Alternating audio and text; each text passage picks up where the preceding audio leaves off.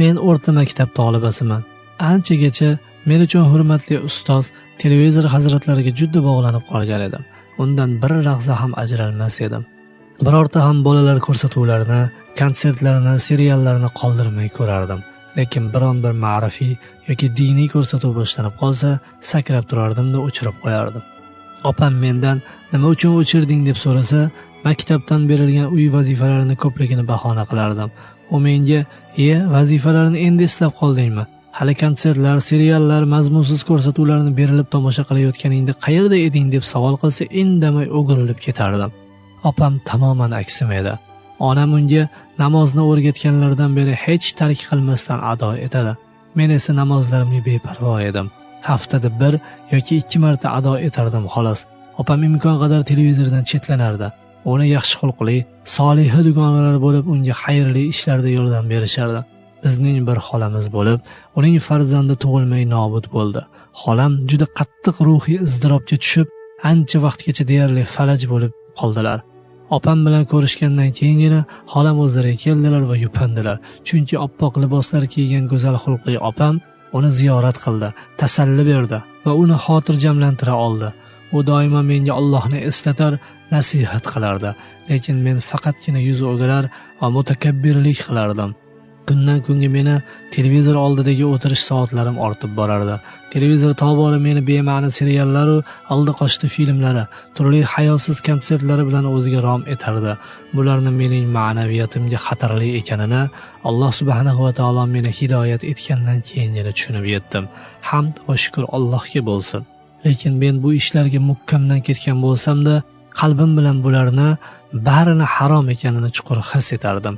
Albatta hidoyat yo'li u yo'lga tushmoq istaganga juda ham oydin ravshandir. Nafsim meni ko'p malomat qilgan, vijdonim ko'p marta qiynagan. Lekin shunga qaramay, men ma'siyatlarga cho'mgan, faroizlarga suskashlik qilgancha hayot kechirardim. Hattoki orom oladigan damlarimda yoki uyquga hozirlik ko'rib yotganimda qalbim malomatiga quloq tutmaslik, vijdon qiynalishini ko'tarmaslik uchun o'zimni biron kitob yoki jurnal titkilash bilan chalg'atardim. Mening hayotim 5 yil davomida to Alloh meni hidoyatga tanlagan o'sha kungacha shu alfozda davom etdi. Yil o'rtasida o'qishdan ta'tilga chiqdik. Opam bir islomiy uyushma qoshida ochilgan Qur'oni Karimni yodlatish guruhiga qatnashishga qaror qildi. Meni ham o'zi bilan borishga taklif etdi. Onam ham uning fikriga qo'shildilar. Lekin men rad etdim.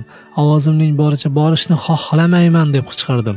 Mendagi bunday qat'iy azm va qaror behuda kechayotgan hayotimni ajralmas bir qismiga aylanib bo'lgan televizor deb atalgan jihoz bilan birgalikda qolish uchun edi. Menga nima bor tahfizi Qur'on kurslarida. Bandaning qalbida aslo bo'lmas jam Qur'on muhabbati yu qo'shiq sevgisi. Otam ishdan keldilar, sodir bo'lgan ish yuzasidan shikoyat qildim. Otam borishga uni majburlamanglar, uni o'z holiga qo'yinglar dedilar. Otam uchun men erka suyukli qiz edim. Chunki men kenja farzand bo'lib, katta opam va mendan ancha yosh kichik ukamdan boshqa opa-ukalarim yo'q edi. Otam meni namozlarimni o'z vaqtida ado etadi deb o'ylardi. Ish tamoman o'zgacha ekanini bilmasdi. To'g'ri, agar otam mendan namoz o'qidingmi deb so'rasa, ha deb yolg'on ayta olmasdim. Opam meni yolg'onchilik dardidan xalos etishga qodir edi. Men otam uyda bo'lganlarida namozlarini o'qirdim. Agar ishga ketsalar namozlarini tark qilardim. Otam esa ishda 3-4 kunlab qolib ketardilar. Kunlardan bir kuni otam menga muloyimlik bilan hech bo'lmasa bir marta opamga hamroh bo'lib darsga borishimni iltimos qildilar. Bu hol meni taajjubga soldi. Va bu birinchi va oxirgi shunday manzara edi. Men rozi bo'ldim, chunki otamni juda yaxshi ko'raman va ularga rad qila olmayman. Men Qur'on ravzasiga yo'l oldim va bu yerda iymon nuri ila nurafshon bo'lgan tavozili yuzlarni ko'rdim. Ko'z yoshidan qizargan, haromga qarashdan tiyilgan ko'zlarni ko'rdim. Qalbimni to'ldirib turgan ichki kechinmalarimni vasf etishdan ojizman. Saodat va qo'rquv hissi, nadomat va tavba hissi. Bu yerda men Allohga juda yaqinligimni his qildim.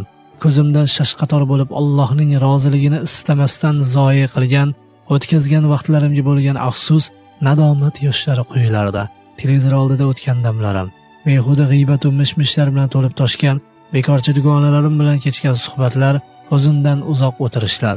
Qanchalab bunga o'xshash Rahmonning maloikalari hozir bo'lgan, ahliga iymon, rahmat va sakinat nozil etilgan majlislardan g'ofil qoldim-a?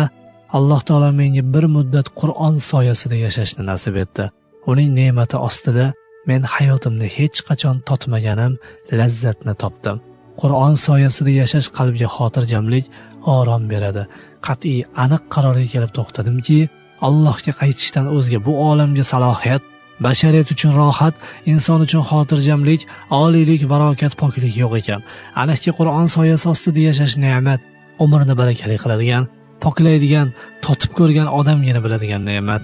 Ha, Alloh meni hidoyat qildi. Unga osiylik qilganimga qaramaya, uning roziligidan nafsimning roziligini ustun qo'yib yurgan bo'lishimga qaramaya, subhanalloh, men g'aflatda edim. Qur'on meni bu g'aflatdan uyg'otdi.